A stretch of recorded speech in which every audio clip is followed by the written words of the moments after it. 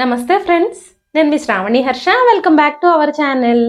ఇవాళ మన కథ ఎదురు చూపు.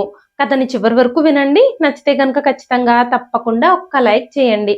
ఈ కథ పైన మీ విలువైన స్పందనని కామెంట్ రూపంలో మాకు తెలియజేయండి. కొత్తవారు ఎవరైనా చూస్తున్నట్లయితే మన ఛానల్ని సబ్స్క్రైబ్ చేసుకోండి. అంతేకాకుండా యూట్యూబ్లో కొత్తగా వస్తున్న హైప్ ఆప్షన్ అయితే క్లిక్ చేసి హై పాయింట్స్ ఇవ్వడం మాత్రం అస్సలు మర్చిపోకండి. మీరు ఇచ్చే లైక్లు, షేర్లు, కామెంట్లు, ఇంకా ఈ హై పాయింట్స్ అనేవి మరెన్నో మంచి మంచి కథల్ని మీకు చదివి వినిపించడానికి నాకు ఎంతగానో ప్రోత్సాహాన్ని ఇస్తాయండి. మరైతే ఇప్పుడు మనం కథలోకి వెళ్ళిపోదాము. కావ్య తన తండ్రితో కలిసి తన అత్తమామల ఇంటికి చేరుకున్నప్పుడు కావ్య వాళ్ళ అత్తగారు ఇంకా ఆడపడుచు కావ్య నాన్నగారి అటువంటి ఉగ్ర రూపాన్ని చూసి ఆశ్చర్యపోయారు. బహుశా కావ్య వాళ్ళ నాన్నగారి ఆ రూపాన్ని చూసినప్పుడే ఆవిడ రాబోయే తుఫానుని ముందుగానే ఊహించుండుండొచ్చు. ఎప్పుడూ మౌనంగా శాంతంగా ఉండే ఆయన కళ్ళల్లో నిప్పులు కనిపిస్తున్నాయి ఆ రోజు. అప్పటికే సుజాత గారు రాని నవ్వుని మొహం మీదకి తెచ్చిపెట్టుకుంటూ, అన్నయ్య గారు రండి రండి, వచ్చిలా కూర్చోండి. సునీత, వెళ్ళి మామయ్య గారికి చల్లగా ఏదైనా తాగడానికి తీసుకురా. ఈ కరెంటు కూడా ఇప్పుడే పోవాలా అంటూ పరిగెత్తుకుంటూ వెళ్ళి బ్యాటరీ ఫ్యాన్ ఒకటి తీసుకొచ్చి రాజారాం గారి పక్కనే పెట్టింది. సునీత కూడా పరిగెత్తుకుంటూ వంటగదిలోకి వెళ్ళి ఫ్రిడ్జ్లోంచి చల్లటి మంచినీళ్లు తీసుకొచ్చి రాజారాం గారికి నీళ్ల గ్లాస్ ఇవ్వగానే రాజారాం గారు చాలా కోపంగా ఆ గ్లాస్ని పక్కన పడేసి సునీత చెంప మీద బలంగా కొట్టారు. మామయ్య గారు, ఏమైంది మీకు? మీరు నన్నెందుకు కొడుతున్నారు అనగానే రాజారాం గారు, నువ్వు నా ముందు ఇంకా ఏమైనా డ్రామాలు చేయడానికి ప్రయత్నిస్తే జాగ్రత్త. మీరు ఇప్పటి వరకు ఏమేం చేశారు అనే విషయాలన్నీ నాకు ఇప్పటికి తెలిసిపోయాయి అని అన్నారాయన. అది విన్న సునీత, ఆమె తల్లి సుజాత గారు చాలా కంగారు పడిపోయారు. రాజారాం గారి ఆ మాటలకి ఒక్కసారిగా వాళ్ళు షాక్ అయిపోయారు. ఏం చేసినా సరే కావ్య నోరు మూసుకుని పడుంటుంది అని అనుకున్నారు వాళ్ళిద్దరూ. ఒకవేళ వాళ్ళు చేసిన పనులన్నీ తెలిసినా కూడా రాజారాం గారు కూతురు కోసం మౌనంగా భరిస్తారు అని వాళ్ళు అనుకున్నారు. కానీ ఇలా జరుగుతుందని వాళ్ళు అస్సలు ఊహించలేదు. అత్తగారు, ఆడపడుచు కావ్యని ఎన్ని చిత్రహింసలకి గురి చేశారు అంటే వాళ్ళకి కావ్య పరిస్థితి చూసి కూడా పాపం అని కూడా అనిపించలేదు. కావ్య పుట్టింటికి వెళ్ళి ఏమీ చెప్పదు అని వాళ్ళ గట్టి నమ్మకం. అందుకే వెంటనే సుజాత గారు రాజారాం గారితో, అన్నయ్య గారు మీరేం మాట్లాడుతున్నారు? నేను కావ్యని నా కన్న కూతురులాగానే చూసుకున్నాను. అమ్మ కావ్య, నువ్వైనా చెప్పమ్మా మీ నాన్నగారికి, ఆయన మా గురించి తప్పుగా అర్థం చేసుకుంటున్నారు అంటూ కళ్ళతోనే కోపంగా సైగ చేశారు సుజాత గారు. అప్పుడు రాజారాం గారు, మీరు నా కూతుర్ని ఇంకా ఇంకా బెదిరించే ప్రయత్నం చేస్తే నేను అస్సలు ఊరుకోను. మీరిద్దరూ నా కూతురుతో ఇలా ప్రవర్తించడానికి మీకెంత ధైర్యం? అది కూడా ఈ పరిస్థితుల్లో.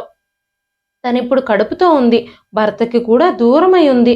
ఇలాంటి పరిస్థితుల్లో ఆడవాళ్ళయ్యుండి తనకి అండగా నిలబడి ధైర్యం చెప్పాల్సింది పోయి అవి ఏమి మీరు చెయ్యకపోగా మీరు నా కూతుర్ని ఇంతకింతకి హింసిస్తున్నారా? ఇలాంటి పరిస్థితుల్లో ఉన్న శత్రువులకైనా సరే మనం మద్దతు ఇస్తామే, అయ్యో పాపం అని జాలి పడతామే. కానీ మీరు మీ ఇంటి కోడల్ని ఇలాంటి పరిస్థితుల్లో నిర్దాక్షిణ్యంగా అవమానించి ఇంట్లో నుంచి గెంటేశారు. ఇప్పటి వరకు మీ ముందు కనీసం గట్టిగా కూడా మాట్లాడని మా కూతురు మీద మీరు చెయ్యేశారు. అలాంటి అమాయకురాలి మీద చెయ్యెత్తాలని మీకు ఎలా అనిపించింది? నేను ఇప్పుడే పోలీసులకు ఫోన్ చేస్తాను, వాళ్లే మీ సంగతి చూసుకుంటారు. మీకు ఎవరు ఎలా చెబితే అర్థమవుతుందో వాళ్లతోనే చెప్పించాలని నేను నిర్ణయించుకున్నాను. గర్భవతి అయిన నా కూతుర్ని ఈ ఇంటి నుంచి బయటకు గెంటేయడం వల్ల మీకు ఎలాంటి శిక్షలు పడతాయో ఏమిటో అప్పుడే మీకు తెలుస్తుంది అంటూ రాజారాం గారు జేబులో నుంచి ఫోన్ తీసి పోలీసుల నెంబర్కి డయల్ చేయబోయారు. అప్పుడు కావ్య తన తండ్రి ముందు నిస్సహాయంగా నిలబడుంది. అప్పుడు సుజాత గారు రాజారాం గారి ముందు చేతులు జోడించి, ఇలా చేయకండి అన్నయ్య గారు, పోలీసులు మా ఇంటికొస్తే మా ఇంటి పరువంతా పోతుంది. ఎవ్వరికీ మేమిక మీదట మొహం చూపించుకోలేము. తెలుసో తెలియకో మా వల్ల తప్పనేది జరిగిపోయింది. ఇంకెప్పుడు మేము మీ కావ్యని ఇబ్బంది పెట్టము. దయచేసి మమ్మల్ని క్షమించండి. తనని జాగ్రత్తగా చూసుకుంటాం ఇక నుంచి మేము అంటూ కావ్య అత్తగారు కావ్య తండ్రిని వేడుకున్నారు. మీరు నా కూతుర్ని ఇంతలా హింసించారు. ఆమె తప్పేమీ లేకుండానే అంత పెద్ద పెద్ద శిక్షలు తనకి వేశారు. ఇప్పుడు నన్ను మీరు క్షమించమని అడుగుతున్నారా? మీకు సిగ్గుండాలి ఈ మాట అడగడానికి.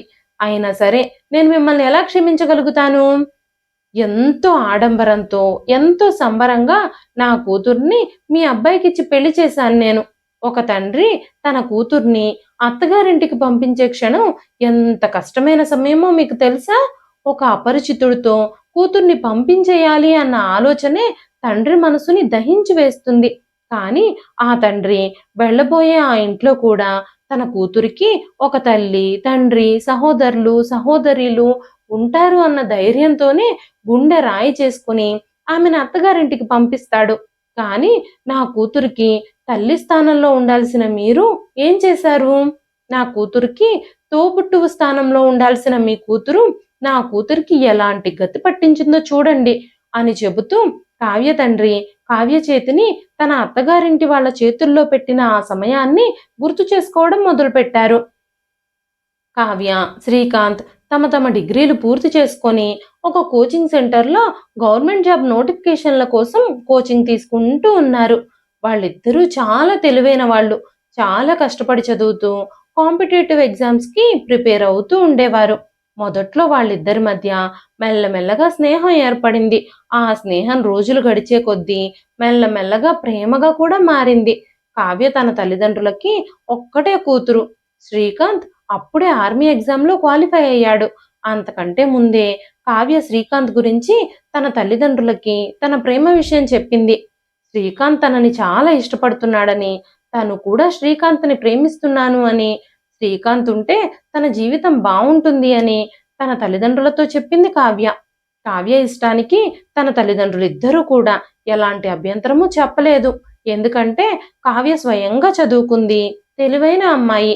తన చిన్నతనం నుంచి తన తండ్రి భారాన్ని తగ్గించడం కోసం ట్యూషన్లు చెప్పి మరీ తనకి కావలసిన పాకెట్ మనీని తనే సంపాదించుకునేది. చిన్నప్పటి నుంచి ఆమె తల్లిదండ్రులకి ఎప్పుడూ భారం కాకూడదు అని అనుకునేది. చదువుతో పాటు ఇంటి పనుల్లో కూడా తన తల్లికి సహాయం చేస్తూ ఉండేది.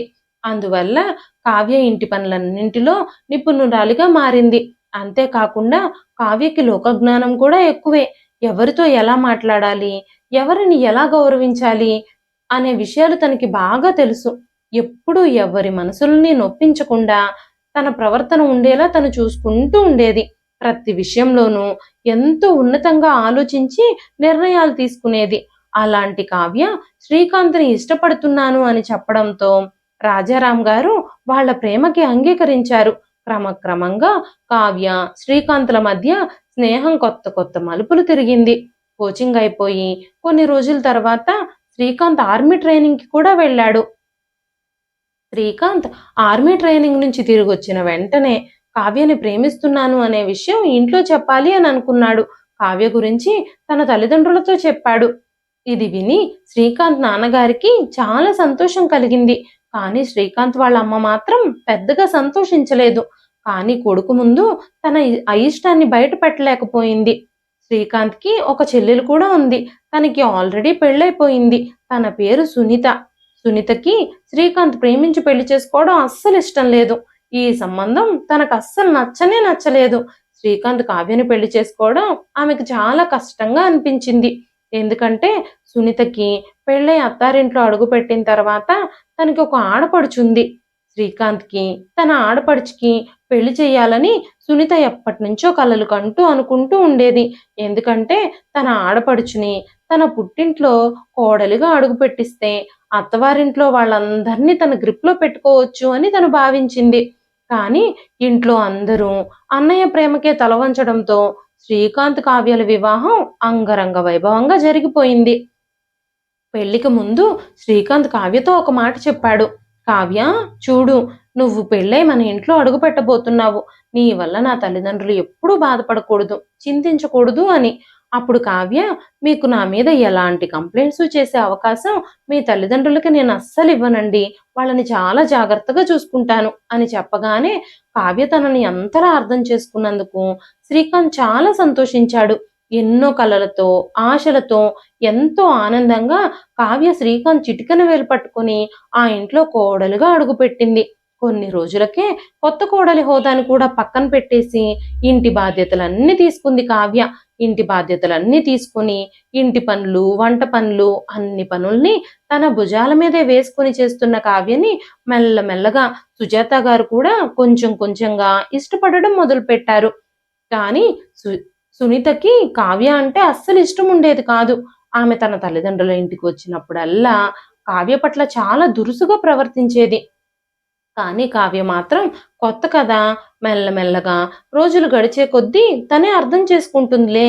కొన్ని రోజులు ఇలాగే దురుసుగా ప్రవర్తిస్తుంది, తర్వాత తనే మారిపోతుందిలే అనుకునేది. ఇప్పుడిప్పుడే అత్తయ్య గారు కూడా నన్ను అర్థం చేసుకుని అంగీకరిస్తున్నారు. మెల్లగా సునీత కూడా నన్ను అర్థం చేసుకుని అంగీకరిస్తుంది అనుకుంటూ సునీతని హృదయపూర్వకంగా గౌరవించేది కావ్య. అలా 1 సంవత్సరం గడిచిపోయింది. శ్రీకాంత్ సెలవుల్లో ఇంటికొచ్చినప్పుడల్లా ఆ ఇల్లు కళకళలాడుతూ ఉండేది. సునీత కూడా తన అన్నయ్య ఇంటికి రాగానే తల్లిదండ్రుల ఇంటికొచ్చేసేది. శ్రీకాంత్ ముందు అంతా బాగానే ఉండేది. కావ్యతో కూడా బాగానే ప్రవర్తించేది. తనతో స్నేహంగా ఉన్నట్టే నటించేది.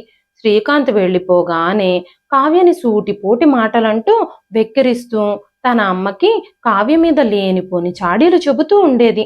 కానీ కావ్య ఎప్పుడూ తన భర్త శ్రీకాంత్కి తన ఆడపడుచు మీద అస్సలు ఫిర్యాదే చేయలేదు. కావ్య టైం దొరికినప్పుడల్లా ఆమె తన చదువును పూర్తి చేసి బీఈడీ చేసింది కాబట్టి డిఎస్సి ఎగ్జామ్కి ప్రిపేర్ కావాలని చదువుకుంటూ ఉండేది. మెల్లగా తను ఎంట్రన్స్ ఎగ్జామ్ కూడా రాసింది. ఒకరోజు అనుకోకుండా కావ్య ఆరోగ్యం క్షీణించి వాంతులు, విపరీతమైన నీరసం, జ్వరం కూడా వచ్చింది. అప్పుడే సునీత కూడా అక్కడికొచ్చింది. అప్పుడు కావ్య తన గదిలో విశ్రాంతి తీసుకుంటూ ఉంది. అంతలోనే సునీత అక్కడికొచ్చి చూసి తన తల్లి కిచెన్లో టీ చేసుకుంటూ ఉండగా సునీత తన దగ్గరకొచ్చి, అమ్మా, కావ్య ఎక్కడా అంటూ అడిగింది. వెంటనే సుజాత గారు, నాకు తెలియదు, తను తన గదిలో విశ్రాంతి తీసుకుంటూ ఉండుండొచ్చు అనగానే సునీత ఆ అవకాశాన్ని అస్సలు వదిలిపెట్టదలుచుకోలేదు. అమ్మా, చూస్తున్నావా, మొదట్లో నీకు సేవలు చేస్తున్నట్టు ఇంట్లో పనులన్నీ తన భుజాల మీదే వేసుకుని చేస్తున్నట్టుగా బిల్డప్ ఇచ్చేది నీ కోడలు. ఇప్పుడు చూడు, మెల్లగా నిన్ను తన బానిసలా చేసేసుకోవడం మొదలుపెట్టింది. చూసావా, ఈ రోజు ఈ ఇంట్లో పనులన్నీ తను నీ మీదే వదిలేసింది. స్వయంగా నువ్వే టీ పెట్టుకుంటున్నావు, తను మాత్రం విశ్రాంతి తీసుకుంటుంది. తను ఈ రోజంతా గదిలో నుంచి బయటకు రాలేదని నువ్వు చెప్తున్నావు. ఇదేనా ఇంటి కోడలి పద్ధతి? అందులో అందర్నీ ఇంప్రెస్ చేయడానికి ముందులో బాగానే నటించింది. ఇప్పుడు మెల్లమెల్లగా తన నిజ స్వరూపాన్ని బయట పెడుతున్నట్టుంది నీ కోడలు.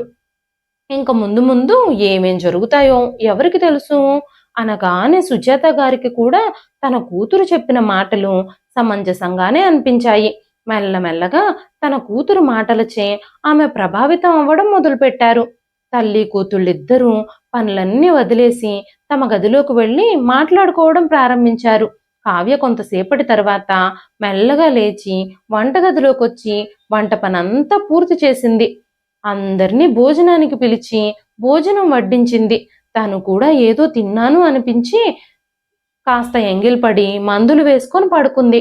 తను అలా అనారోగ్యంతో ఉన్నా సరే అత్తగారు కానీ ఆడపడుచు కానీ ఎవ్వరూ తనని పట్టించుకోలేదు. ఆ విషయానికి తను కొంచెం బాధపడింది కూడా. ఆ తర్వాత రోజే కావ్య పుట్టినరోజు. కానీ ఆ ఇంట్లో ఎవ్వరికీ ఆ విషయం గుర్తులేదు. అప్పుడు అకస్మాత్తుగా శ్రీకాంత్ వచ్చాడు. అందరూ ఆశ్చర్యపోయారు. అందరూ షాక్ అయ్యారు. హఠాత్తుగా తన బర్త్డే రోజు తనని సర్ప్రైజ్ చేయడానికి శ్రీకాంత్ తన కోసం వచ్చినందుకు కావ్య చాలా సంతోషించింది. అతడు ఆమెను కౌగిలించుకొని తనకి హ్యాపీ బర్త్డే కూడా చెప్పాడు. అప్పుడు కావ్యకి ఒంట్లో బాగోలేదు అన్న విషయం శ్రీకాంత్కి అర్థమైపోయింది. ఎందుకంటే కావ్య శరీరం అంతా వేడిగా మండిపోతుంది, జ్వరంతో కాలిపోతుంది. వెంటనే శ్రీకాంత్, ఏమైంది కావ్య, నీ ఒళ్ళంతా ఇలా కాలిపోతుందేమిటి? అమ్మా, కావ్యకి అస్సలు ఒంట్లో బాగోలేదన్న విషయం మీకు తెలియదా? తనను ఎందుకు ఇప్పటి వరకు హాస్పిటల్కి తీసుకెళ్లలేదు అనగానే సునీత, ఇప్పటి వరకు నీ భార్య బాగానే ఉంది, ఇప్పుడు నువ్వు రాగానే ఆరోగ్యం బాగోలేనట్టు డ్రామాలు చేస్తున్నట్టుంది అంటూ దీర్ఘాలు తీసింది. ఒక పక్క తన ఒళ్ళు కాలిపోతూ ఉంటే డ్రామాలు అంటూ మాట్లాడుతున్నారా మీరు అంటూ తల్లిని చెల్లిని మందలించి కావ్యని హాస్పిటల్కి తీసుకెళ్లాడు శ్రీకాంత్. కావ్యని చెక్ చేసిన డాక్టర్ చెప్పిన విషయం విని శ్రీకాంత్ ఆనందంతోనూ ఆశ్చర్యంతోనూ షాక్ అయిపోయాడు. శ్రీకాంత్ కావ్యని తీసుకుని తిరిగి ఇంటికొచ్చినప్పుడు అతని ముఖంలో సంతోషం తొంగి చూస్తూ ఉంది. ఆరోగ్యం బాగోలేదని భార్యని హాస్పిటల్కి తీసుకెళ్లి ఇలా నవ్వుతూ తిరిగి వచ్చిన కొడుకుని చూసి సుజాత గారు ఇంకా సునీత ఆశ్చర్యపోయారు. అప్పుడే శ్రీకాంత్ తల్లి పాదాలకు నమస్కరించి, అమ్మా నువ్వు నాయనమ్మవి కాబోతున్నావు అంటూ తన తల్లితో చెప్పాడు. కానీ కావ్య చాలా బలహీనంగా ఉందని డాక్టర్లు చెప్పారమ్మా. బ్లడ్ గనక తగ్గితే చాలా ఇబ్బంది అవుతుందంట. కరెక్ట్గా టైంకి మెడిసిన్స్ వేసుకుంటూ మంచి ఆహారం తీసుకోవాలని, మంచి డైట్ ఫాలో అవ్వాలని డాక్టర్లు చెప్పారు అంటూ శ్రీకాంత్ చెప్పాడు. తనకంటే వెనకాల పెళ్ళైన తన వదినకే ముందుగా ప్రెగ్నెన్సీ వచ్చినందుకు తన వదిన ముందుగా ప్రెగ్నెంట్ అవ్వడాన్ని సునీత తట్టుకోలేకపోయింది. ఆ విషయం తెలిసిన దగ్గర నుంచి సునీతకి కావ్య మీద చాలా అసూయ పెరిగింది. శ్రీకాంత్ అక్కడున్నంత కాలం కావ్య పట్ల చాలా జాగ్రత్తలు తీసుకున్నాడు. తనకి టైంకి మందులు జ్యూసులు ఇస్తూ కావ్యకి తినాలనే లేకపోయినా సరే బలవంతంగా బ్రతిమాలి మరీ సమయానికి భోజనం తినిపించేవాడు. కానీ శ్రీకాంత్కి సెలవులు అయిపోవడంతో తిరిగి వెళ్ళిపోవలసిన సమయం వచ్చింది. అప్పుడు శ్రీకాంత్ నాన్నగారు కోడల్ని ఈ పరిస్థితుల్లో వదిలేసి నువ్వు వెళ్ళిపోతే ఎలా బాబు, కొన్ని రోజులు సెలవులు పెట్టి తనకు సహాయంగా ఉండొచ్చు కదా అన్నారు. కానీ శ్రీకాంత్ తన కర్తవ్యాన్ని వదిలిపెట్టలేకపోయాడు. నేను లేకపోతే ఏం నాన్న, అమ్మ ఇంట్లోనే ఉంది కదా, అమ్మ కావ్యని జాగ్రత్తగా చూసుకుంటుందిలే అంటూ తన తండ్రితో చెప్పాడు శ్రీకాంత్. తన తల్లి తన భార్యని జాగ్రత్తగా చూసుకుంటుందన్న ధైర్యంతో తనకి తానే సర్ది చెప్పుకొని తన బాధ్యతల దిశగా వెళ్ళిపోయాడు. కాలం గడిచిపోతూ ఉంది. కావ్య యోగక్షేమాలు అడిగి తెలుసుకోవడం కోసం శ్రీకాంత్ ప్రతిరోజు ఉదయము సాయంత్రము ఫోన్ చేస్తూ ఉండేవాడు. కావ్య కూడా శ్రీకాంత్కి అంతా బాగానే ఉంది అంటూ అబద్ధాలు చెబుతూ ఉండేది. ఎందుకంటే ఇక్కడ జరుగుతుందంతా చెబితే అక్కడ శ్రీకాంత్ బాధపడతాడని. ఇక్కడ అత్తయ్య గారు నన్ను చాలా జాగ్రత్తగా చూసుకుంటున్నారు, నేను బాగానే ఉన్నాను, నాకు ఎలాంటి ఇబ్బంది లేదు అంటూ చెబుతూ ఉండేది. అత్తగారు ఆడపడుచు తనని ఎంత ఇబ్బంది పెడుతున్నా సరే ఆ విషయాలన్నీ శ్రీకాంత్తో చెప్పాలని తను అనుకునేది కాదు. ఏదో ఒక రోజు తన అత్తగారికి తన మీద ప్రేమ కలుగుతుందని, తనని బాగా చూసుకుంటుందన్న ఆశతో శ్రీకాంత్కి అబద్ధాలు చెప్తూ ఉండేది కావ్య. కావ్య చెప్పిన ఆ మాటలకి శ్రీకాంత్కి చాలా తృప్తిగా అనిపించేది. కావ్య అక్కడ ప్రశాంతంగా ఉందని తను చాలా సంతోషించేవాడు. రోజులు గడుస్తూ ఉన్నాయి. ఒకరోజు మధ్యాహ్నం అకస్మాత్తుగా ఫోన్ రింగ్ అయ్యింది. కావ్య పరిగెత్తుకుంటూ వచ్చి ఫోన్ తీసింది. ఆ రోజు ఉదయం తీవ్రవాదులతో జరిగిన ఆపరేషన్లో శ్రీకాంత్ మిస్ అయ్యాడని, శ్రీకాంత్తో పాటు మరికొంతమంది ఆఫీసర్స్ కూడా మిస్ అయ్యారు అని, వాళ్ళు ప్రాణాలతో ఉండే అవకాశమే లేదని అవతల పక్క నుంచి వార్త వినిపించింది. అది వినగానే కావ్య చేతిలో నుంచి ఫోన్ జారి కింద పడిపోవడంతో కావ్య స్పృహ తప్పి పడిపోయింది. అది చూసిన కావ్య మామగారు పరిగెత్తుకుంటూ వచ్చి కావ్య మొహం మీద నీళ్లు చల్లి కావ్యని లేపే ప్రయత్నం చేశారు. కావ్య అత్తగారు కూడా పరుగున వచ్చి నీళ్లు తెచ్చి కావ్య మొహం అంతా తుడిచి కావ్యని తన ఒళ్ళోకి తీసుకొని తనని లేపే ప్రయత్నం చేశారు. చాలాసేపటి తర్వాత కావ్య స్పృహలోకి వచ్చింది. అప్పుడు సుజాత గారు కావ్యకి మంచినీళ్లు తాగించి, కోడలా ఏం జరిగింది, ఫోన్లో ఎవరు, ఎందుకు నువ్వు స్పృహ తప్పి పడిపోయావు, అసలు నీకు వాళ్ళు చెప్పిన విషయం ఏమిటో చెప్పు అంటూ అత్త మామలిద్దరూ కలిసి కావ్యని అడిగారు. కానీ కావ్య రాతి విగ్రహంలా కూర్చుంది. తను ఏమీ మాట్లాడలేదు. చాలాసేపు అడిగిన తర్వాత కావ్య ఏడుస్తూ శ్రీకాంత్ మిస్సింగ్ గురించి చెప్పింది. ఆ వార్త వినగానే శ్రీకాంత్ తల్లిదండ్రులిద్దరూ కూడా కుప్పకూలిపోయారు. ఆ కుటుంబాలలో శ్మశాన వాతావరణం నెలకొంది. కావ్య మామగారు తనని తాను ఎలాగోలాగా కంట్రోల్ చేసుకుని కావ్యని కూడా ఓదార్చే ప్రయత్నం చేస్తూ ఉన్నారు. సునీత ఈ విషయం తెలుసుకుని హడావిడిగా ఇంటికొచ్చింది. ఆమె తలుపు తీస్తూనే కావ్య మీద విరుచుకు పడిపోయింది. అంతా అయిపోయింది. ఈ కావ్య అన్నయ్యని పొట్టను పెట్టేసుకుంది. ఈ కడుపులో బిడ్డ ఏ ముహూర్తాన తన కడుపులో పడ్డాడో, పుట్టక ముందే తన తండ్రిని మింగేశాడు వీడు అంటూ అరవడం మొదలుపెట్టింది. అప్పుడు కావ్య మామగారు సునీతని గట్టిగా మందలించారు. ఆ విధంగా మాట్లాడొద్దని తనకి బుద్ధి చెప్పారు. ఆ తర్వాత కొన్ని రోజులకి కావ్య తల్లిదండ్రులు ఇద్దరూ కావ్యని తమ వెంట తీసుకెళదామని అనుకున్నారు. అయితే కావ్య మామగారు తన కొడుకు చివరి జ్ఞాపకం కావ్య కడుపులో పెరుగుతోందని, ఆ బిడ్డ మీదే ఆయన చాలా ఆశలు పెట్టుకున్నాను అని, నా కొడుకు గుర్తుగా ఇప్పుడు మాకు ఆ బిడ్డ మాత్రమే మిగిలి ఉందని కావ్యని తమ పుట్టింటికి తీసుకువెళ్ళడానికి నిరాకరించారు. మీరేమీ బాధపడకండి బావగారు. మా కోడల్ని మేము చాలా జాగ్రత్తగా చూసుకుంటాం. తనకి ఎలాంటి లోటు రానివ్వము. తనని ఎలాంటి ఇబ్బంది పడనివ్వము. నా కొడుకు ప్రతిరూపం ఇప్పుడు కావ్య కడుపు లోపల పెరుగుతుంది. మేం మా మనవణ్ణి ఎలా వదులుకోగలము అన్నారాయన.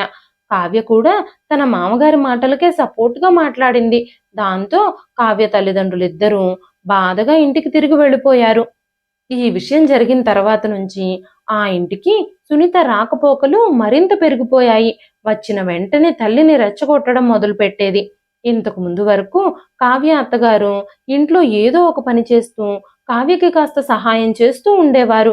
కావ్యతో బాగానే ఉండేవారు. కావ్య పరిస్థితులను బట్టి తన మీద జాలి చూపించేవారు. కానీ కూతురు నేర్పించినవన్నీ వంట పట్టించుకుని ఇప్పుడు ఒక్క పని కూడా ముట్టుకోవడం లేదు. మామగారు కూడా అత్తగారికి వివరించి చెప్పడానికి ప్రయత్నించారు. కానీ ఆమె అర్థం చేసుకోవడానికి అస్సలు ఇష్టపడలేదు. సుజాత గారు ఇప్పుడు తన కూతురు గురించి మాత్రమే ఆలోచించడం మొదలుపెట్టారు. సునీత రోజు తన తల్లికి ఫోన్ చేస్తూ రోజు తన మనసుని చెడగొట్టడమే పనిగా పెట్టుకుంది. సుజాత గారు కూడా కోడల్ని నష్టజాతకురాలు అంటూ సూటిపోటు మాటలు మాట్లాడేవారు. అమ్మా, నీ కోడలు రాకముందు మనం ఎంత సంతోషంగా ఉండేవాళ్ళము. మన ఇంట్లో ఎప్పుడూ సంతోషమే ఉండేది. కానీ ఆ కావ్య మన ఇంట్లో అడుగు పెట్టింది మొదలు మన ఇంటిని ఏదో దుష్టశక్తి చుట్టుకున్నట్టుగా అనిపిస్తుంది.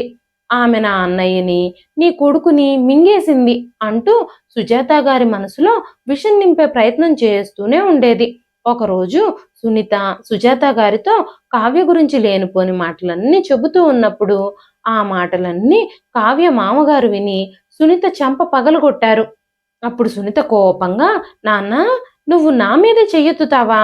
ఆ నష్టజాతకురాలికి నువ్వు సపోర్ట్ చేస్తున్నావా? ఆవిడ మన అన్నయ్యని మింగేసింది.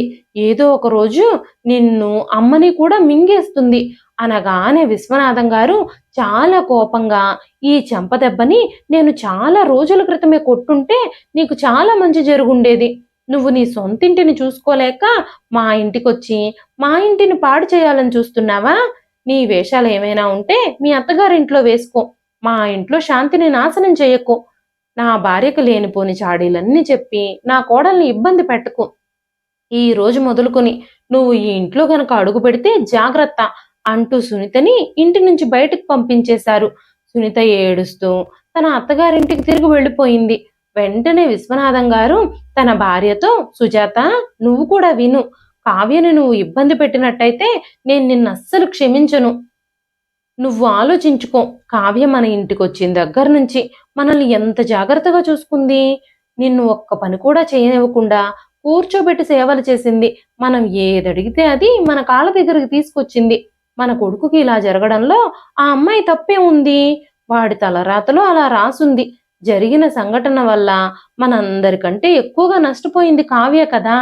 సాటి ఆడదానిగా కనీసం ఆ పిల్ల మీద నీకు కాస్తైనా జాలి లేదా? నువ్వు అనవసరంగా నీ కూతురు మాటల్ని నెత్తికెక్కించుకొని కావ్యని హింసించాలని చూస్తే నేను అస్సలు ఊరుకోను అని చెప్పారాయన.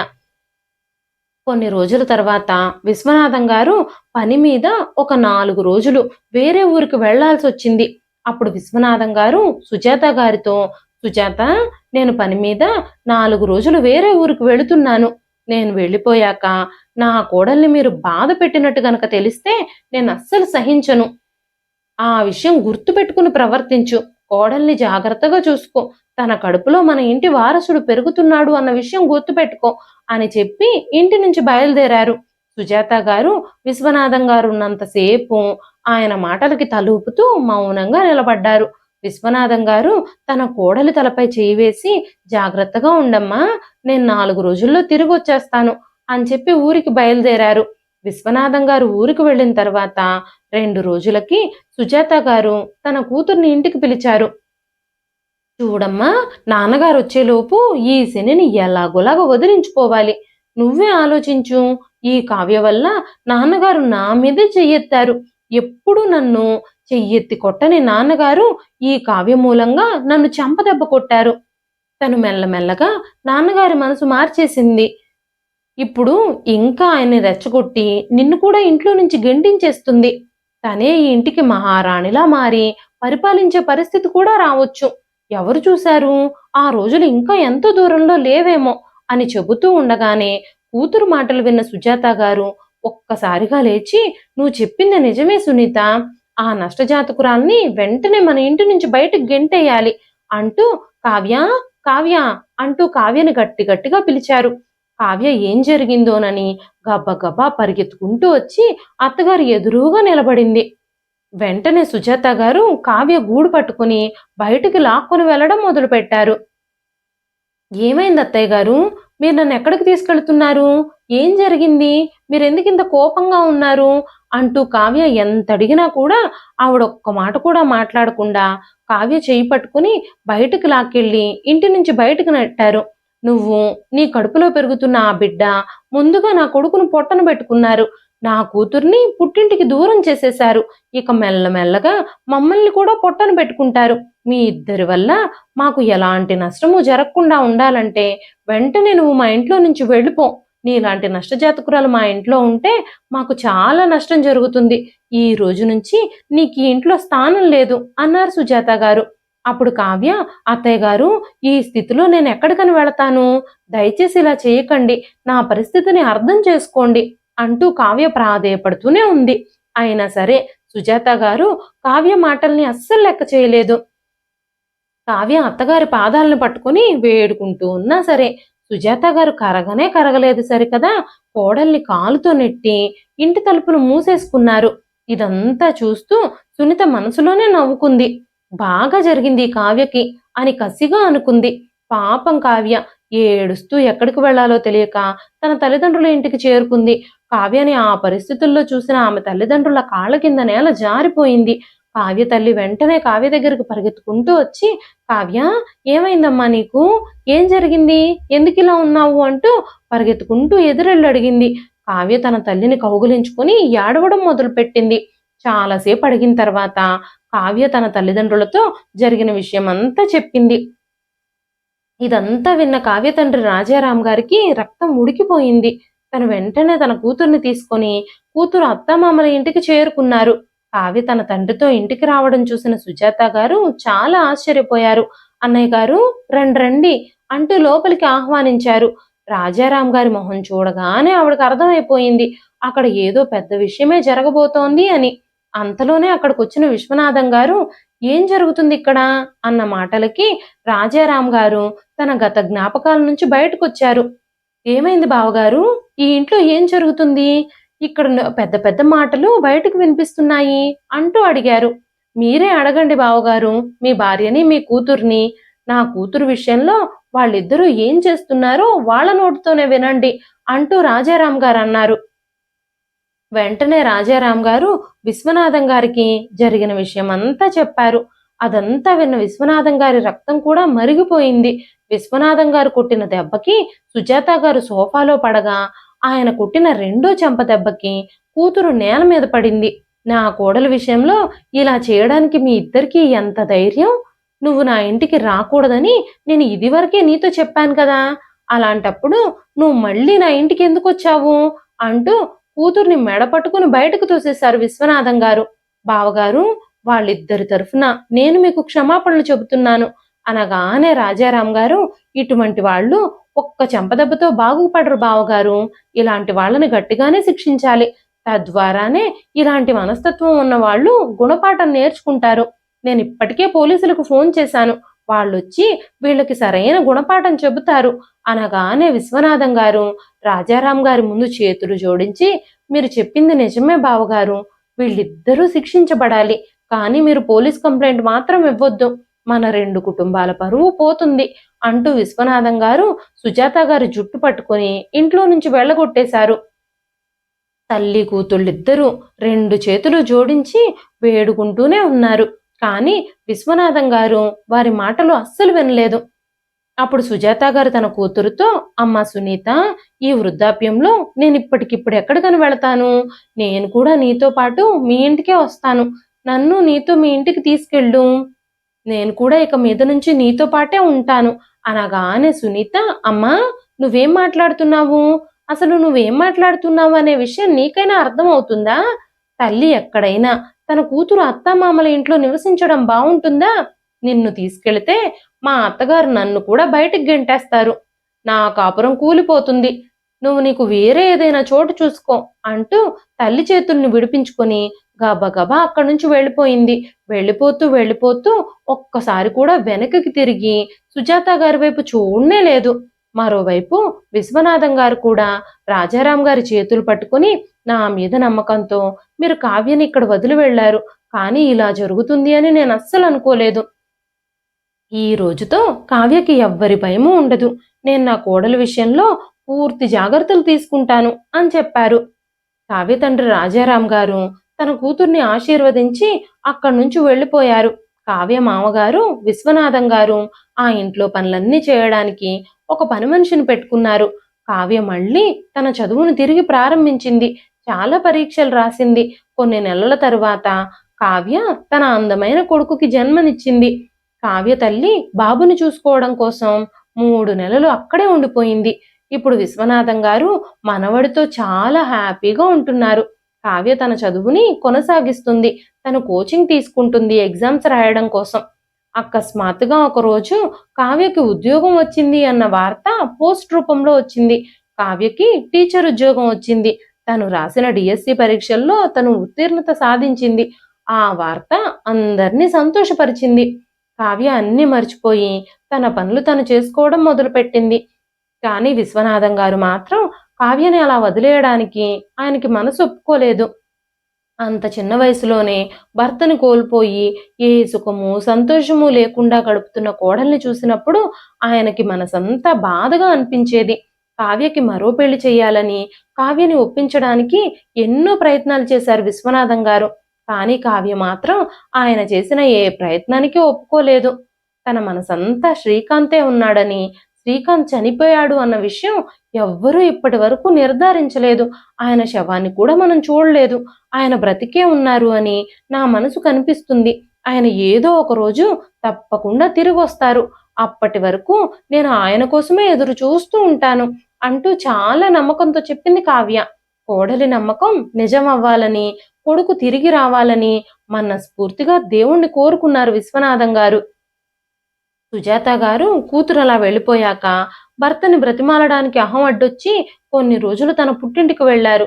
కొన్ని రోజులు సుజాత గారి అన్నా వదినలు మౌనంగానే ఉన్నారు. ఆ తర్వాత మెల్లమెల్లగా వాళ్ళ కొడుకు కోడలు సుజాత గారిని అవమానించడం మొదలు పెట్టారు. కోడల్ని రాచి రంపాన పెట్టి ఇప్పుడొచ్చి మన ఇంట్లో తిష్ట వేసింది ఈవిడ నా విషయంలో కూడా మా అత్తగారి మనసుని ఎక్కడ మార్చేస్తుందోనని భయపడి సుజాత గారి అన్నయ్య కోడలు తన భర్తతో ఈ విషయం చెప్పింది. సుజాత గారిని ఇంటి నుంచి ఎలాగైనా బయటకు పంపించేయమని అడిగింది. వాళ్ళిద్దరూ కలిసి సుజాత గారిని ఇంటి నుంచి బయటకు పంపించే ప్రయత్నం చేశారు. ఒకరోజు సుజాత గారి అన్నయ్య వదినలు సుజాత గారితో, సుజాత ఇంకెన్ని రోజులని ఇలా పుట్టింట్లో పడుంటావు, బావగారిని బ్రతిమాలో, ఆయన కాళ్ళు పట్టుకుని ప్రాధేయపడో, మీ ఇంటికి వెళ్ళిపో. ఇప్పుడు నీకు మనవడు కూడా పుట్టాడు. ఇకనైనా నీ మనసు మార్చుకొని కోడల్ని మనవణ్ణి జాగ్రత్తగా చూసుకో. అదే నీకు కూడా మంచిది. ఎన్నాళ్ళని పరాయి వాళ్ళ చెంతన పడుంటావు అంటూ చెప్పారు. ఆ మాటలకు సుజాత గారు మౌనంగా ఆ ఇంటి నుంచి బయటకు వచ్చేశారు. వస్తూనే తన భర్త కాళ్ళు పట్టుకొని ఇంకెప్పుడు అలాంటి పనులు చెయ్యను అంటూ ప్రాధేయపడ్డారు. విశ్వనాథం గారు తన భార్యని ఇంట్లోకి రానివ్వడానికి మొదట్లో అస్సలు ఒప్పుకోలేదు. అత్తగారి కన్నీళ్లు చూసి కరిగిపోయిన కావ్య మామగారిని ఎంతగానో బతిమాలి విశ్వనాథం గారిని సుజాత గారి ఇంట్లో ఉండడానికి ఒప్పించింది. ఇప్పుడు సుజాత గారు మనవణ్ణి చూసుకుంటూ కోడలు స్కూల్కి వెళ్ళొస్తుంటే తనకి సహాయంగా అండగా నిలబడ్డారు. అలా మెల్లిమెల్లిగా రోజులు గడిచిపోతున్నాయి. అకస్మాత్తుగా ఒకరోజు కావ్య స్కూల్ నుంచి తిరిగి వచ్చేసరికి ఆ ఇల్లంతా సందడి సందడిగా కనిపించింది. ఆ ఇంట్లో నవ్వులు మాటలు బయటకు కూడా వినిపిస్తూ ఉన్నాయి. కావ్య ఏం జరుగుంటుందబ్బా అనుకుంటూ లోపలికి వచ్చి చూసేసరికి ఎదురుగా శ్రీకాంత్ కనిపించాడు. కావ్య ఒక్కసారిగా షాక్ అయిపోయింది. కన్నీళ్లతో ఏడుస్తూ శ్రీకాంత్ని వెళ్లి కౌగిలించుకుంది. ఆ రోజు ఒక ఆపరేషన్లో తీవ్రవాదుల చేతిలో చిక్కుకొని బంధించబడిన శ్రీకాంత్ని ఇంకా తన టీంలోని మెంబర్స్ని ఆర్మీ వాళ్ళు చాలా కష్టపడి 2 సంవత్సరాల తర్వాత విడిపించారు. ఎంతో నమ్మకంగా భర్త కోసం తను తిరిగి వస్తాడు అని ఎదురు చూసిన కావ్య నమ్మకం ఈ రోజు నిజమైంది. తన ఎదురు చూపులకి తనకిప్పుడు ఫలితం దక్కింది. ఇప్పుడు తన జీవితం సంతోషమయంగా మారిపోయింది. ఇదండి ఈ రోజు కథ. ఈ కథ మీకు ఎలా అనిపించింది? కథ నచ్చితే ఒక లైక్ చేయండి. ఈ కథ పైన మీ విలువైన స్పందనని కామెంట్ రూపంలో మాకు తెలియజేయండి. మరెన్నో ఇలాంటి ఇంట్రెస్టింగ్ కథల కోసం మన ఛానల్ని సబ్స్క్రైబ్ చేసుకోండి. అంతేకాకుండా యూట్యూబ్లో కొత్తగా వస్తున్న హైప్ ఆప్షన్ అయితే క్లిక్ చేసి హైప్ పాయింట్స్ ఇవ్వడం మాత్రం అస్సలు మర్చిపోకండి. మరొక మంచి కథతో రేపు మళ్ళీ కలుస్తానండి. అంతవరకు సెలవు. ఉంటానండి.